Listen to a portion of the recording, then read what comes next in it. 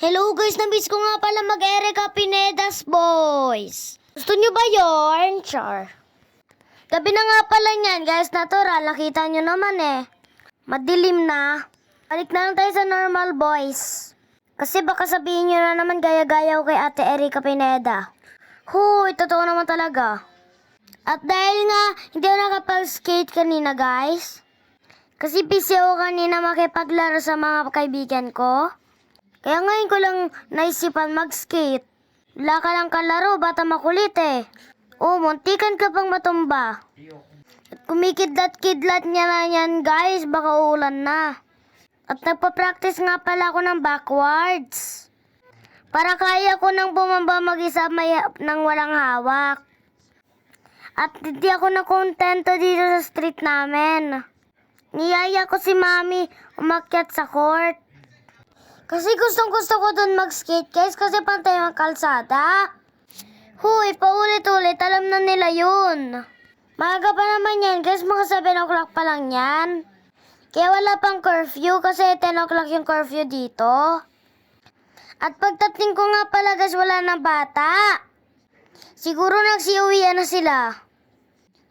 At maya-maya nga, naispatan ko sila natin, di ba nag-skate rin? At yun, may mga ka-roller body na ulit ako. Bale, 3 nga pala kami nag-skate, guys. Ang sarap mag-skate dito, guys, kasi walang masyadong mga bata. Solo namin ang court at kumikidlat pa nga. Nakikisabay yung kidlat sa ilaw ng wings ko, ah. Para kung alitap-tap, guys, ilaw ng ilaw. At gustong-gusto kong ginagamit ang skate ko tuwing gabi. Paano ba naman oh, ganda ng ilaw, kumikita-kitita.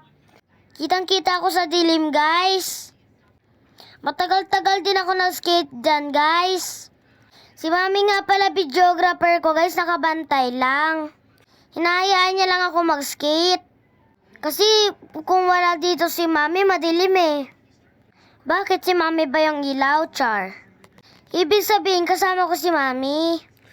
Baka kasi may mumu, Char. Mumu yarn. Madilim kasi dito, guys. Kasi hindi sila nagpailaw. Kasi alam nilang mukhang uulan, kaya di sila nagpailaw. Madalas, guys, marami pa naglalaro neto, nagbabasketball. At napagod na ako, guys. Uwi na ako. Kasunod ko nga pala sila Ate Divine kasi hingi daw sila ng sticker. Kaya sabi ko, sige, sama na kayo sa akin, bibigyan ko kayo.